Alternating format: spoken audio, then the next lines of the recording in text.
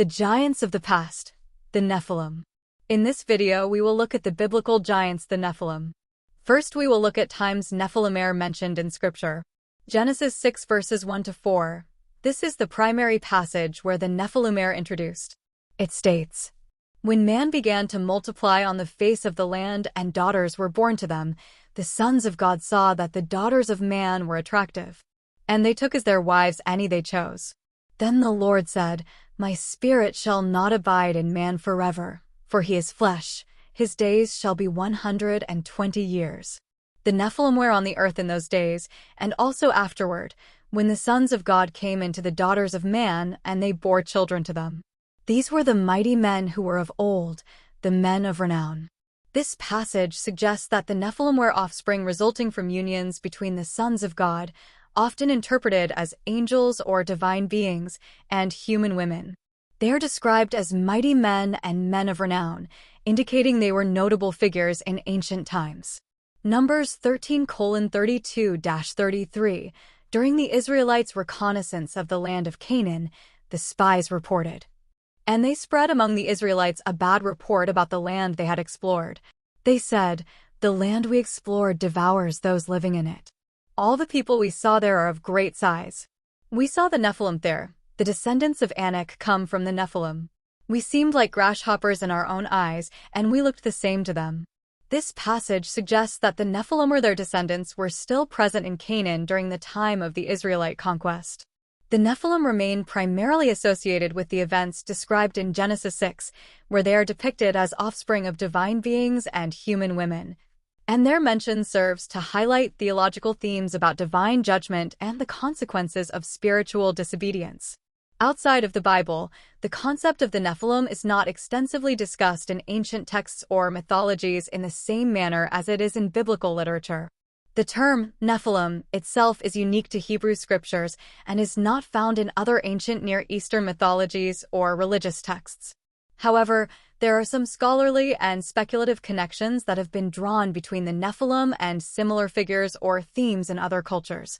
Ancient Near Eastern mythologies. Scholars have noted parallels between the biblical Nephilim and figures from Mesopotamian and Canaanite mythologies, such as the divine beings or demigods who are sometimes portrayed as interacting with humans or possessing extraordinary qualities. These beings are often associated with cosmic events, divine conflict, and the origins of humanity. Greek mythology. While not directly comparable to the Nephilim, Greek mythology includes stories of titans and giants, like the Gigantes, who are powerful beings involved in cosmic struggles and conflicts with the Olympian gods. These beings share some thematic similarities with the Nephilim in terms of their status as formidable entities in mythological narratives. Folklore and legends. In various folk traditions and local legends around the world, there are tales of giants or beings of immense size and strength. These stories often reflect cultural beliefs about powerful or supernatural beings who shaped landscapes, influenced natural phenomena, or interacted with humans in significant ways. Literary and modern interpretations.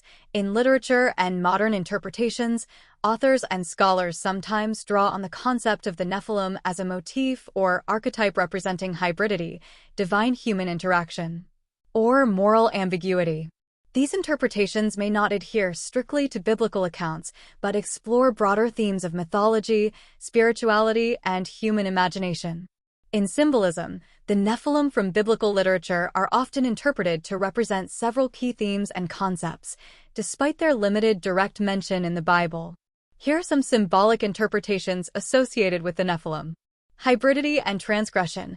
The Nephilim are often seen as symbolic of the crossing of boundaries between divine and human realms. Their existence represents a union or mingling of celestial beings, the sons of God, with mortal humans, which is viewed as a transgressive act against divine order and natural law. Power and dominance.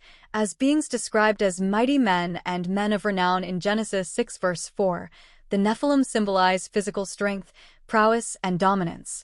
They are larger-than-life figures whose existence challenges the status quo and asserts authority over both human and spiritual realms.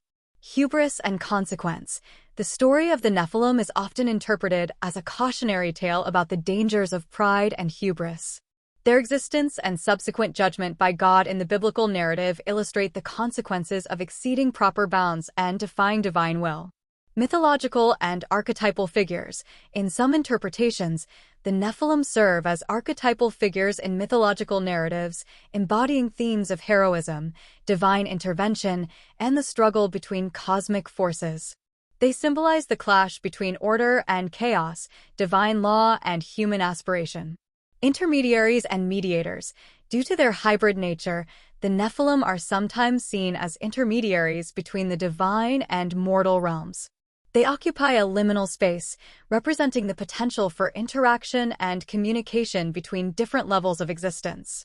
Spiritual corruption and renewal. The presence of the Nephilim in biblical texts is also interpreted symbolically as a sign of spiritual corruption and moral decline in human society.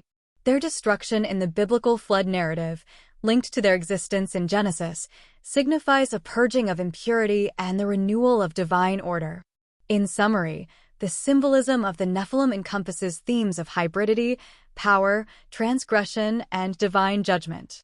They serve as potent symbols in theological and mythological contexts, inviting reflection on the nature of humanity, the limits of mortal ambition, and the consequences of spiritual disobedience. We are so glad you stuck around to the end.